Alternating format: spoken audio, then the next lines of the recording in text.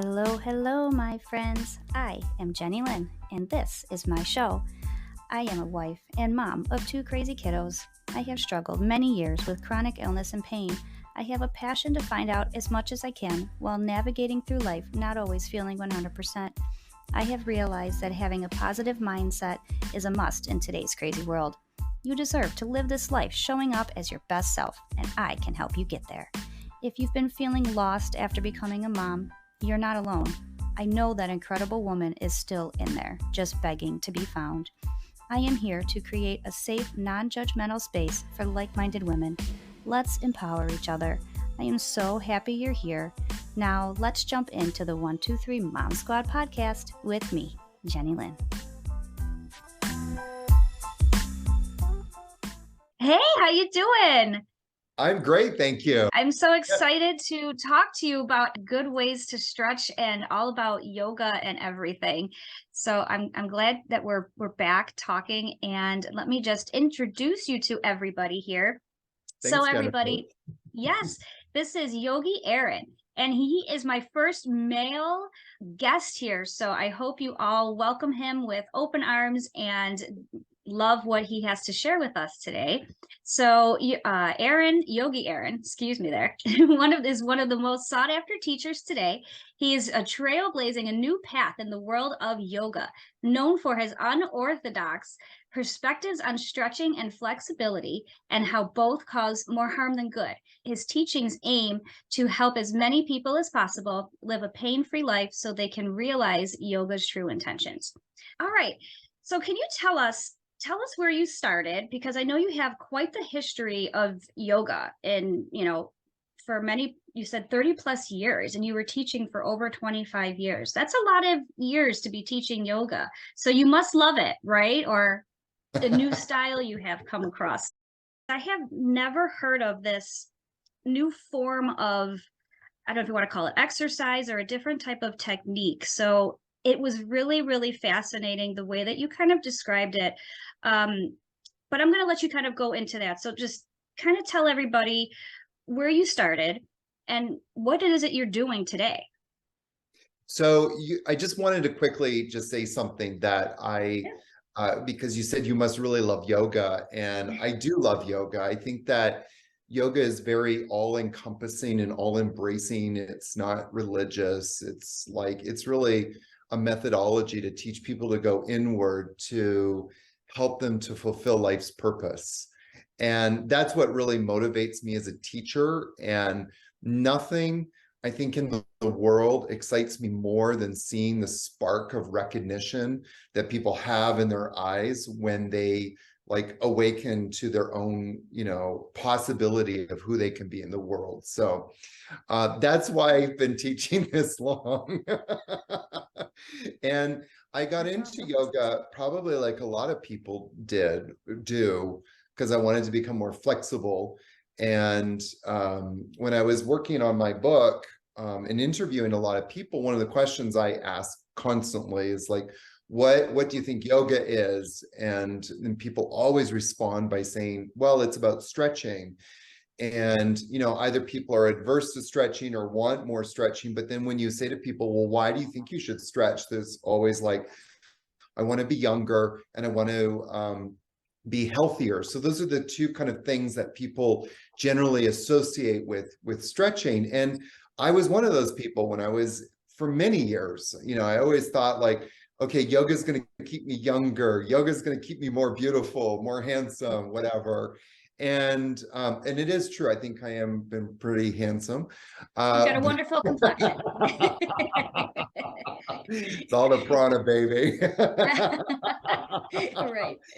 Love it. But one of the things that started happening was I really started hurting myself. Even like right away when I started doing yoga, I actually had hurt my back really badly when I was 18 years old. And I'm a very active, athletic kind of person. And when that happened, I was like, what the heck? I'm too young to be like debilitated like this. And the thing was that this pattern kept repeating itself over and over and over again. And I would go to my teachers and say, what do I need to do? And they would basically say, you need to stretch. And then of course that made the problem worse and worse. And, you know, there's been my pain story. I mean, I could get really into it, everything from like shooting pain down, you know, from my originating from my neck down my arm and lasting for months on end, to my knees giving out, to my lower back. And it kind of all culminated about 5 years ago when I ended up in the orthopedic surgeon's office. And he said to me, you're going to need a spinal fusion, your lower back. And that was like a big wake-up call, because I mean, you can imagine like a person who has invested their whole life into teaching a methodology that's supposed to keep people healthy and mobile. It was very discouraging because I've been teaching this methodology of yoga, of stretching, for so many years, and here I am being told I'm going to need a spinal fusion, possibly need a spinal fusion. And that was kind of like a huge wake-up call. And so then I went to go and see someone I had already been previously seen, who had introduced me to muscle activation technique and started working on me. And he did this demonstration with me where we got a muscle strong. And when I say a muscle strong, what I'm talking about is that muscle's ability to contract and contract on demand, okay? So a muscle should always have a force output. That means that, like, if there's resistance put on that muscle can hold that resistance instantaneously, not like a second later, not like 5 seconds later, not like a minute later. You have instant force output. And then he would weaken the muscle by doing a very simple passive stretch that I did not do anymore, to my yoga students all the time. And I saw how quickly the muscle shut off and lost that ability to have that force output. And I swore to myself I would never teach stretching again. So that's kind of like where my story has taken me. Wow. So you never had the surgery, right? No, knock on wood so far. Wow. That's incredible. That's incredible. That was 5 years ago. So after like that moment when I ended up in the surgeon's office, you know, they did do a steroid injection into my spine to decrease the inflammation. I was experiencing a huge inflammatory process, but I started rehabbing myself through using muscle activation practices in yoga. Where did you find, like, how did you hear about this? Because you said that you already knew this guy. Yeah. So how did you get connected with him in the beginning? So what happened was Eric was actually, his name is Eric Steibel. Eric Steibel was one of my students, one of my yoga students. And I had heard of another student had seen him and for neck issues. And so this was a moment when my neck was really inflamed. And what happened was the vertebrae in my neck was unstable, and the vertebrae would move a little bit and start pressing into the pain receptors in my neck. And that would, of course, start to shoot nerve pain down. And when that starts to happen, it creates, again, another inflammatory process. So I went to go see him. And when I went to see him, my pain level was around a 9 out of 10. After I saw him, my pain dropped down to like a 1 out of 10. And it not only stayed down, but it also stayed down like for a few days. Like, and obviously I went back for some follow-up treatments, but the point is, like, every time I would visit a massage therapist or even an acupuncturist, the pain would go away temporarily, but it would always return, maybe not as intense, but it would always return. After this time with Eric, it was like, it just stayed down. And that was that was kind of like, what's going on here? Like, this guy's doing some voodoo stuff on me. Right? Teach me. Yeah.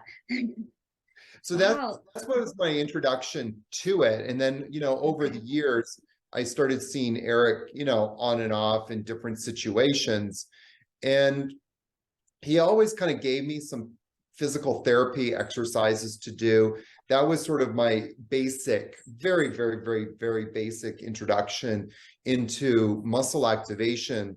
But then what ended up happening is after that last time, when my back, I ended up in the surgeon's office, I went to go see Eric and I spent 8 days with him. And over those 8 days, I started learning more and more and more about muscle activation technique. And it was about 6 or 8 months after that, I messaged Eric and I said, I'm really thinking about doing the muscle activation technique training. And he then said, you should definitely go and do it. So I thought, well, why not? So I jumped into it, and I kind of like went into it thinking, maybe I'll learn something, that I can start to apply in my yoga. At the very most, but at the very least, I'll have a better understanding of human anatomy, which is something I knew I was really not having much of. And when I started in the training, it just blew my mind. The very first truism I realized is that yoga teachers have no idea about what they're teaching when it comes to muscle function. They talk a lot about muscles, but they don't know where the muscles are, what they're doing, Oh my and what goodness. their purpose is. It's a little concerning. It Yeah. is very concerning. It is very concerning. And that's what I'm trying to do, is start changing that, flipping the script on that. Right. I mean, and a lot of us always seem to think that yoga is the most gentle form of exercise, right? Okay, so now we have this muscle activation technique, otherwise known as M.A.T, right? Yes. That's what this technique is called. So tell us, how does it work? How is it different? How does it differ from yoga ultimately? And then when we spoke before, I was thought that you were talking about a different technique that I have used in the past, MRT, maybe muscle response technique, right? So that is completely different. That's something completely different. So let's try to, I guess, kind of differentiate for people so they know what it is that you're doing and what it is that I've done. And I think that a lot of us have heard more about this other technique. Do you know? So let's kind of break those down a little bit. Sure. So I'm not really so familiar with the I think you said MRT. Muscle response technique. Response technique. Yeah. Yeah. So I went and studied M.A.T, muscle activation technique, with Greg Roscoff, who's the owner and creator of muscle activation technique. And it's a systemology to the basic. So back up a second. So one of the fundamental principles, that at least the way that I understand it, is that pain originates in the body because muscles are not working properly. If muscles aren't supporting joints properly, other muscles start getting recruited, tendons start taking over the job of muscles, which is not what you want. And always inflammation is going to ensue eventually. And when there's inflammation in the body, in the joints, you're always going to have pain.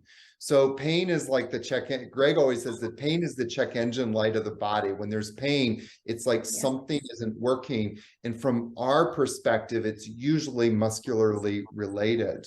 So our job then is to go in and see where is the muscle weakness in the body, and then go in and fix that muscle weakness. And we fix it by testing the muscle strength, palpating the muscles at the insertion and origins, and then retesting it to make sure that it's, strong. And so when I was doing this technique, one of the things I was constantly asking myself is, how do I start translating this into yoga? Like, what really shocked me, quite frankly, was that nobody in the MAT world was teaching, using this as a yoga methodology. In other words, there were no yoga teachers that had jumped on this and started incorporating it, to my knowledge. And so I realized I need to start bringing this into the yoga world, and giving yoga students like the opportunity to experience the power of muscle activation practices. So I don't teach muscle activation technique in my yoga classes. That would be too crazy, running around and, with 30 or 50 people. But what I started to do was go through and say, what are the key muscles that are supporting the body, or supporting the joints of the body? And how do we get those muscles working more effectively? And so in all of my yoga practices, we start to go down and work from the bigger muscles to the smaller muscles, and start to incorporate, just in the different movements and the different practices, just different ways to start bringing the aspects of muscle activation into that. And what we're really doing is really working on building a stronger connection between the brain and the muscle. So the reason why people's muscles don't work, and this is the thing that fascinates me about the work that Greg Roscoff has done and has uncovered, is that it's not like people's muscles are weak per se. It's the connection between the brain and the muscles. And it's like there's a telephone wire between the brain and the muscles, and that telephone wire has become damaged or impaired due to stress, trauma, and overuse. And so all we're doing is like reconnecting that connection between the brain and the muscle, because the brain has forgotten where the muscle is. And so we're going, hey, there's a muscle here that you can recruit to help keep the body stable. It's really kind of fascinating. What happens when people, so if somebody has or has had a surgery in their, in their spine, would something like this still benefit them? Absolutely. I should be doing this, not shaking my head. Absolutely. Right. Okay. No, because there's always the connection between the brain and the muscle, and we need to refortify that neuromuscular connection. And it can even happen. It happens, and no matter what kind of damage has been done to a person, you can start to build that connection up, and build up that person's force tolerance level to deal with things in life, so that connection is strong. If that connection is strong, the stability is going to be much stronger. What about those that suffer with MS? I mean, because that's like a whole nerve related disease, right? So Sure. if the nerves aren't, I guess, reaching the brain to begin with, or is that something that could help people that struggle with MS? Absolutely. Really? Okay. Anybody, I have a few students actually, who suffer really badly from fibromyalgia, which I know isn't MS, but it is similarly related in terms of its it's working in the nervous system. And it's like the results are astounding. Definitely, they still have to deal with, the symptoms of the disease that they have, but it's not as intense. And the recovery time when they have an episode, the recovery time is much faster. And it's much faster because if we start to build that connection between the brain and the muscle again, it's like refortifying that telephone wire that is there. And that telephone wire, that connection becomes it breaks down over time because of stress and trauma. One of the symptoms of stress is inflammation. So inflammation is always going to impact the nervous system, and more importantly, impact the messaging system between the brain and the muscles. So if we can start to refortify that connection, there's less of a chance of that connection being broken down, or B, if there is an episode, that there's a much faster recovery time.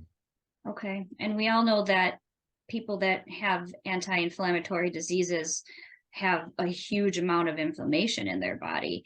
And, you know, we know that diet may be able to help, and I think that it absolutely can. But so if somebody wants to try to utilize this type of technique, what is, so you have a whole bunch of videos on your YouTube channel, which I will link in the show notes.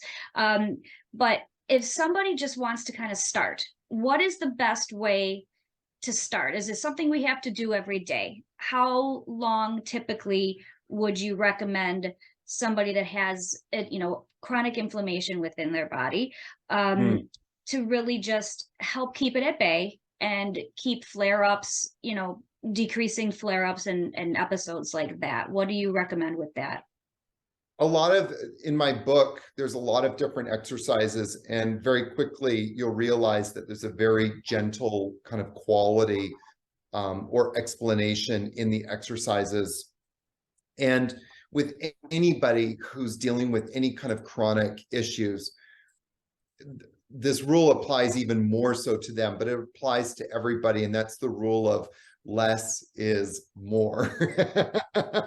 Because, you know, is something good for somebody? Well, the question is does that thing actually traumatize somebody more or actually help them? So, you know, if I'm kind of an athletic person, I go to the gym and I work out really hard, it's probably going to be good for me.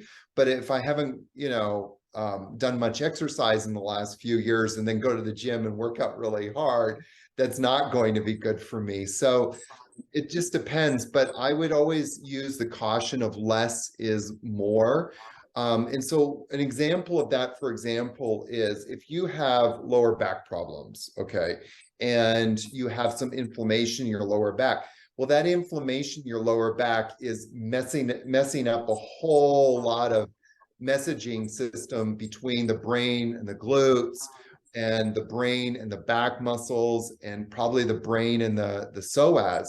So one of my favorite muscle activation postures, which I think everybody should do every single day of their life, is a pose. Sometimes we call it Superman pose. It's very simple. You lie on your stomach and you have your arms down to the sides, and then you lift your chest and your legs off the ground. But if you have a lot of inflammation, that may not be like really, you know, trying to lift up the legs and your chest as high as you can might actually be doing not so much goodness. So you just probably, maybe instead of like lifting up as much as you can, you just lift up a little bit, and so that you can start to feel your brain connecting to your back muscles, and you'll feel a huge difference. You don't have to go up as high as you can. You can just lift up even like a half an inch off of the ground. It'll make a huge difference, and it'll start reestablishing that connection between the brain and the muscle.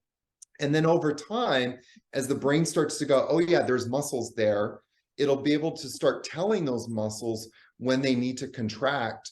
And that ability to connect to those muscles starts reducing the stress on other joints and on other like little muscles that are like overworking and creating more stress in the body. So the interesting thing about this work that I continuously see is that if somebody comes in with pain, again, pain is always the result of inflammation.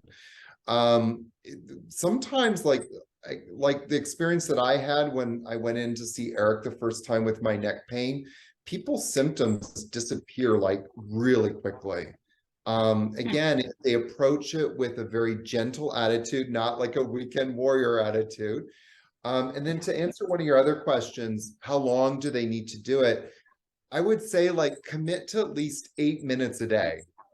8 minutes a day of doing something. You don't have to do like, you know, a 30-minute routine. You know, look at a bunch of different exercises that, you know, I've told you that are going to be good, or that you found on the videos, or you found in my book, but just do 8 minutes, and you'll start to see like changes. Sometimes you'll see changes really quickly. Sometimes it just takes some time. It took you as long as it took you to get to where you are. Right. So it's going to take a little time to undo and unravel some of the, stress, trauma, and overuse that you have in your body. Yeah. Well, I that's know the that thing, from first-hand experience. yeah. We all think that everything should happen so quickly that if we try it once or twice, we are so quick to say, well, that didn't work. I've tried that. And you kind of got to believe that you've done so much, so many layers. It's kind of like an onion. I always think of my life as an onion. There's so many layers and layers of years and or inflammation and just virus and bacteria and whatnot, that you have to break each layer down one by one. You can't just cut it open. There's steps, and you have to be focused and consistent. And I do think when you are finally ready to give something a good try and stay consistent with it, you will notice results. Yeah, and there's one other Yeah. little thing I want to just add into there that's really important. And this is why it's important to do these exercises every day. You don't have to do a lot. It's not like you're trying to sweat. You're just gently starting to establish that connection between brain and muscle. But my mother messaged me the other day, and she was like, I did your exercises. I felt good. I went to the yoga studio, not for a yoga class, but for it was sort of board meeting or something, and everybody was sitting on the floor. And then that night, she ended up having this huge pain in her lower back and glute muscle, and right away I realized, like, just listening to her, yeah, she was sitting on the floor. She probably stressed out a muscle, and it's like we have to also look at what are we doing in our life. And it's not like we can really change a lot of things in our life. Life is going to beat us up at a neuromuscular level. That's just a fact. And if you have kids, you have your dogs, you have all of these things that are beating us up at a neuromuscular level. So if we're in a weakened state and we have all of these things already bombarding us, we're just going to become weaker and weaker. These techniques will start to slowly build up our force tolerance level at a neuromuscular level so that we can deal with life and in a more stable way. That's what excites me, is to see people be able to be stronger in their life as they do that. But it is important to remember that life is constantly beating us up. Right. So take the 8 minutes. I think if we don't have 8 minutes in a day, we're doing something wrong. I mean, we should all have 8 to 10 minutes to spend really working on our own bodies and our own health. Yeah, we're all busy. Everybody's busy, but take do it during a couple commercials if you're sitting and watching TV, right? I mean, you can do this and, watch a small video or pin it, go through your YouTube, put it in your favorites, and come back to them when you have the time to make it. Schedule it, put it in as a reminder in your phone. Sometimes I have to do that to myself in order to really be like, okay, Jenny, you just gotta stop, because you're always going to find something to do, whether it's for your family or around the house, or now the holidays are coming up, so there's always things to do. It's really about taking care of yourself mentally, physically, and doing things, because obviously everybody here who's listening to this podcast is here for a reason, because they want to find out more options on how to live a better life, live a longer life, a healthier life. And so obviously they're here for a reason, and this could definitely be something that is different that somebody hasn't tried yet. I know I haven't. This was the first time when I had spoken to you that I have ever heard of this. And I just want to kind of go back to the one that I was familiar with this muscle response technique, is something that I believe certain chiropractors do, but it's also they also use the word activation. So I don't want people to get confused, because when they say that a certain muscle isn't activating the right way, they reach for a vial of minerals. So it could be like, you know, magnesium or zinc, and then they put that on your muscle. And then they say, okay, now do this or whatever, push against my hand and look. So obviously you're deficient in, you know, 100 different, you know, supplements. So that is not to be confused with what we are talking about, which is muscle activation technique, M.A.T. Yes. Yes. So I just wanted to clarify that. When we had spoken before, I had kind of mentioned that I was a dancer for 15 years and my daughter is a dancer, but you find a lot of kids now stretching beyond points of, you know, bodily human abilities here, with legs over their heads and their backs bent backwards. And I was there, I did it, but I believe, you know, that definitely isn't something that a human body should be doing every other day. No. So, and I remember you mentioned a ballerina, Sue Mays, right? Sue Mays. Yes. And can you tell me a little bit about that? Because you mentioned that she is teaching, and I have written down dynamic stretching, something different. Can you just talk about that for a minute? Yeah, so this word stretching is very interesting. And I mean, I don't teach stretching, but there's dynamic stretching and passive stretching. And it's the word dynamic stretching isn't really a useful word because it still has that idea in people's brains that you are stretching and you're really not stretching. And so it has to do with this. So passive stretching, it's like if I'm lying, or you take a ballerina, okay? So a ballerina or a dancer, they bring their leg up, they're standing, and they bring their foot and they grab their ankle and they bring the leg up as high as they can. And if they can't grab their ankle, then they get a strap and they have this strap around the ankle and they're using their arm to lift the leg up. That's passive, okay? And so what Sue Mays said is that she does not allow her dancers. Sue Mays is is the director of the Australian Ballet Company. And was the Australian or the Sydney? I have to go back and double check that. But she did not allow her dancers to stretch. What she did tell them to do was dynamic stretching. So dynamic stretching would be the idea that instead of grabbing my ankle and lifting my foot up, I now have my hands maybe on the bar or something, and I use my muscles to lift my leg up.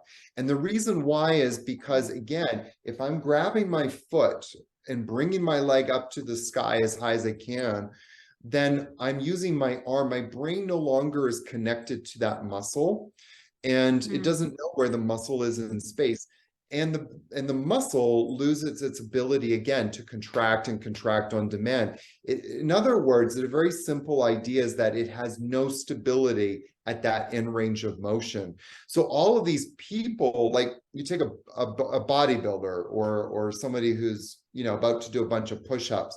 One of the things that people that are athletic always do is stretch their pectoral muscles. So they bring their hand up to a wall and then they'll push all of this open, then they'll go do a bunch of push-ups, which is really crazy because now they have no stability in that shoulder joint, which is why you end up seeing a lot of yoga people, a lot of fitness people, CrossFit people dealing with a lot of shoulder problems because of all of this stretching that they do before they're working out. There's no stability in those joints that they're doing. So again, it's dynamic stretching, which is not really a term I like to use, but it's out there, is basically when you're using your muscles to lift the leg up.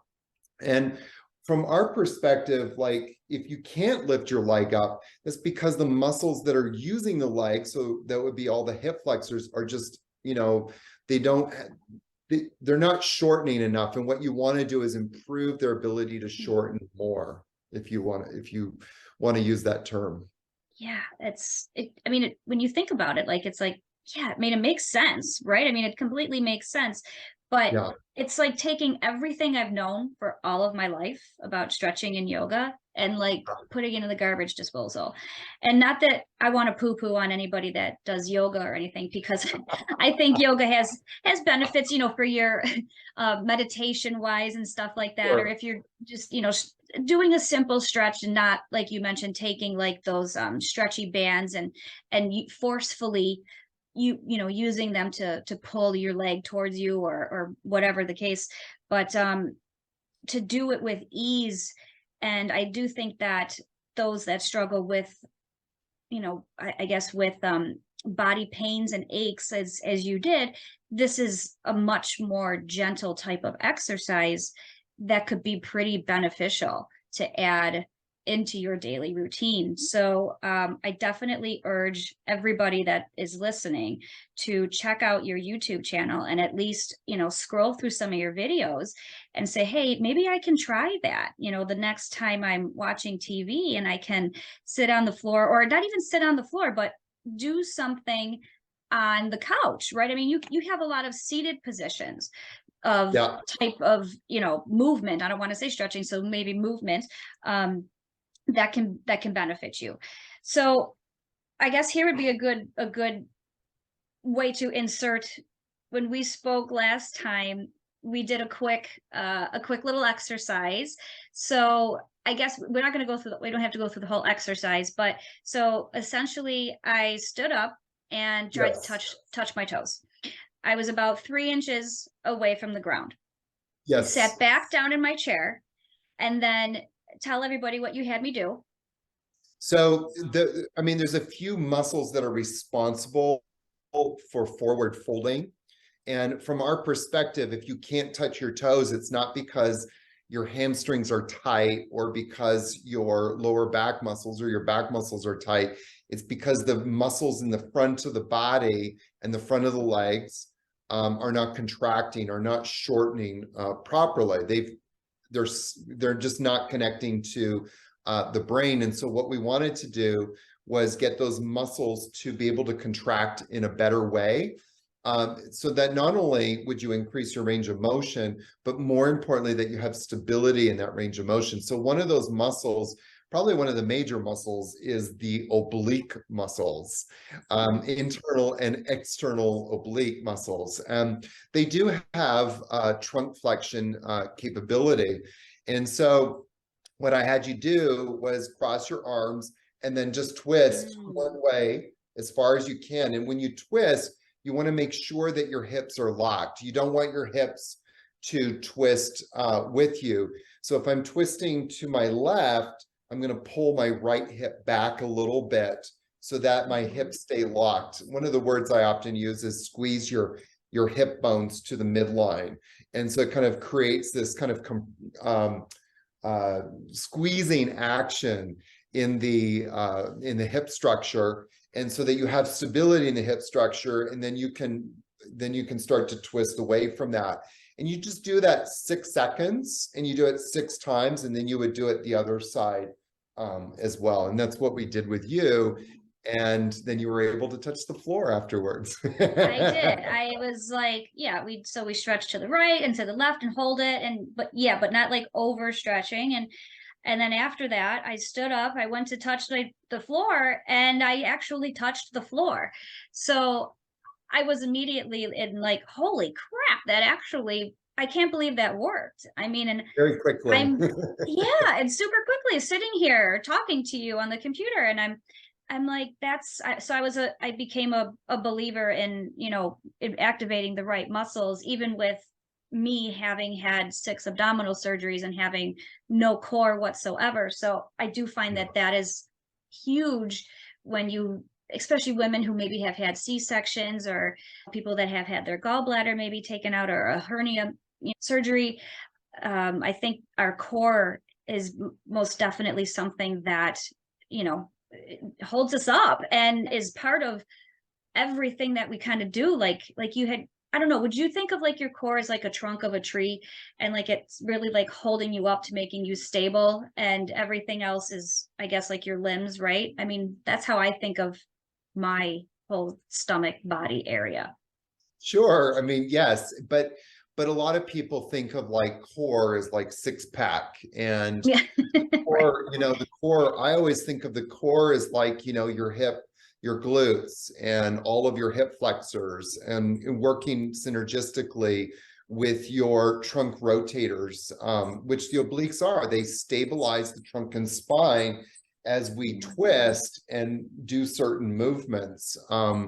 So working, you know, it's like you've got to start working on getting all of these things activated. It's not just like one little thing.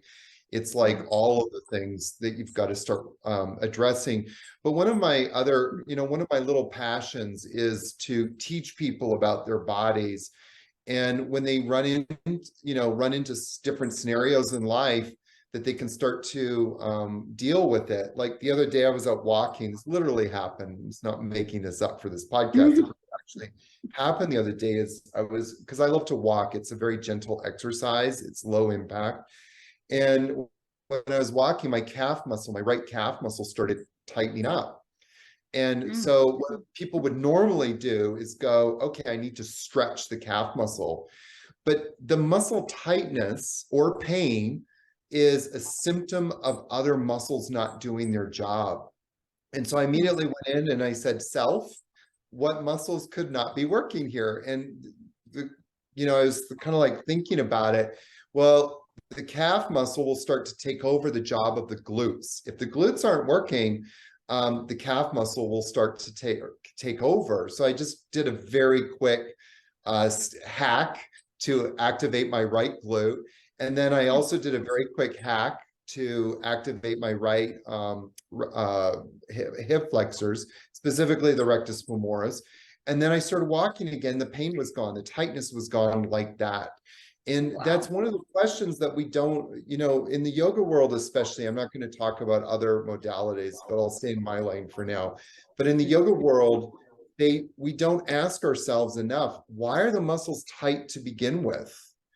And so what we do is we try and force these muscles open. And that's the absolute wrong thing to do. It's like violating the body's protective mechanism. My calf muscle was tightening up for a reason. The wrong thing to do was to try and force it to be open. The correct thing to do is to begin saying, well, why is that tightness there to begin with? Why is the body like tightening up? And the body tightens up as a protective mechanism. When you feel afraid, you're watching a scary movie with your kids. Right, and you're all, happens, you go, yeah. It's like, Right.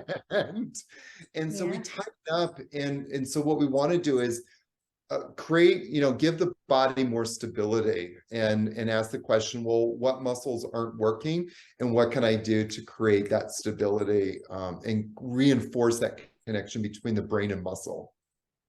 Yeah, that's incredible. And again, completely the opposite of what I've ever thought and known about the human body. I think we need to teach a class and human anatomy and get this into health classes so kids know that if they're running track or playing football, they know how to correct an injury or a pain, right, or a muscle spasm, or whatever the case may be. That's why I wrote this, is that I even my students come up to me, oh, Yogi Aaron, I have this anatomy book, what do you think? And I look through it and I'm like, there's really nothing here. Yeah, there's some beautiful photos of where muscles are, but it doesn't teach you anything about how the muscles work and how to get those muscles working again. Like, yay, the muscles are there. What are you going to do about it? Like, nobody right, now is what? Oh my goodness. Well, while you held your book up, can you tell the audience what's in that book and where they can get it in case they're interested? Yeah, the book outlines some of my own story, how I started developing applied yoga anatomy. So what Greg teaches, muscle activation technique, but the methodology of what I've incorporated for yoga is called AYAMA, applied yoga anatomy and muscle activation. And it really starts to go in through applied yoga anatomy. So it goes through like the different movements that we do in yoga, and I'm talking about directions of movement, not different postures, the different Mm. directions, why we need to do them. So we talk about forward folds, for example. Well, what muscles are actually shortening and responsible for keeping stability as we fold forward? What about twisting? What are the muscles that are responsible for holding the spine and stabilizing the spine as we go through rotation? And then we go through the different muscle activations and different postures. And then there's some wonderful sequences in there as well that I've thrown in. And Wow. people can Okay. find it on Amazon. So Okay. yeah, tell people to go to Amazon, search stop stretching. It'll come Stop up. stretching. Yeah. I'll put a link in the show notes for that too, in case this way it'll be easy for them to go ahead and tap on and take a look at. So while we're winding down, I just want to ask you a couple questions. Can you share one thing about yourself that people may not know about you? It can be something funny, interesting, just one funny thing that people, just to get to know you better. I love science fiction. I love science fiction. Nice. And I never admit Science this to my fiction. students, but one of my favorite quotes comes from a series called Babylon 5. It's one of the most cheesiest science fiction series out there. And I never will admit that to my students. But one of my favorite quotes comes from there. And it's like, we are all bits of stardust, the universe trying to figure itself out. And some of the writing in there, like it's like a really kind of cheesy series, but some of the writing and some of the stuff was really deep. And I thought that was a very deep, Wow. profound quote. Last question. Give us one piece of advice that you would give anybody that is struggling with a health illness, or if there's a special quote. I know you just mentioned like a quote. You know how some people always are like, I always refer back to something when life is maybe difficult or hard. What kind of advice, or do you have a special quote that you go back to? I'll Oh, give you geez. my mantra. I'll give you my mantra of 2021 and 20, well, Okay. 2021, and it's actually gone into 2022. And I probably will carry it with me into 2023. Okay. Um, I hope it's okay that I say this on your podcast because I'm going to use a Oh, little geez. bad word, Oh, that's but fine. let that shit go. Yeah. Let that shit go because we Yeah. we hold on. I'm going to speak first person. I hold on to, in my past, I've held on to so much stuff and, beliefs about certain things, about how the world should be, about how I should be, and about how a situation should be. And it just creates more stress. And as we we're talking about before, Right. stress always creates more inflammation. And doing the work that you've done, that inflammation is also associated a lot with anger. And Yeah. and so that's been my mantra, is just let that shit go. Like just be present and remember that this life, it helps me to remember like life is so fleeting. And do I want to spend those fleeting moments that I have angry about something, or do I want to spend it enjoying something? I would rather enjoy something than be angry. You're so right. You're so right, though. And that is something that I have personally been working on the past couple of years, since just before COVID kind of happened, and all of my whole new way of really thinking. Like, I'm done thinking of one way, and I want to keep that behind me. And I'm moving forward into a different way of thinking and life. And I want to live my life happy and not miserable and worrying about the guy who cut me off yesterday. And yeah, life is hard. Life is hard. It's not meant to be easy, but like you said, you have to keep going, but you have to stay consistent with what it is that you're doing, and do it for yourself, because you deserve it. We all deserve to live a long life, but we want to live a long, happy and healthy life too, not a long, miserable life, right? So yeah, with closing, I just want to remind everybody that we have 8 minutes, and we can try this Superman pose every day. And, go on Yogi Aaron's YouTube channel. I will link everything in the show notes so you don't have to write it down. Check it out. Do some movement, get your body moving and get yourself out of pain. And hopefully we shed some light on this new technique called muscle activation technique. So anything else you want to share with us? I think we got a lot of information out there. I'm very A happy. lot there. Yeah. Use that, let that shit go. Yes. Take it with you, because it'll help you in those moments when life is like throwing you a lot of curveballs. It's like, let it go.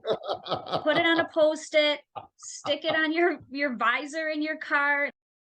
It definitely is a constant reminder. And I'm like, yeah, okay, got it. One was that I always used was remember why you started. And every time I read that, I'm like, yep, okay, Jenny, you can't quit. Don't quit. You have it in you. Remember why you started in the first place. And I put it on my bathroom mirror in a dry erase marker. I put it on a Post-it on my desk. I mean, I put it on your home page, like your home screen on your phone. I made that, and you just got to kind of keep reminding yourself sometimes. And I think that's the best way to create a habit. And before you know it, you're 6 months down the road and you're like, hey, I've made some seriously significant progress. You can do it. You just got to stay focused. Remember why you started. Let it go. You can do this. Be like Elsa, right? Let it go. No, I'm not going to break into song. I love God, I know. Yeah. So, all right. Awesome. Thank you so much for your time and information. And I'm excited to share this with everybody. And I hope that everybody gives this a try and a chance. That's the ultimate goal. We all want to live pain-free. But yes. So thank you, Yogi Aaron, for your expertise. I appreciate it. Thank you for being here. Thank you. All right. Take care.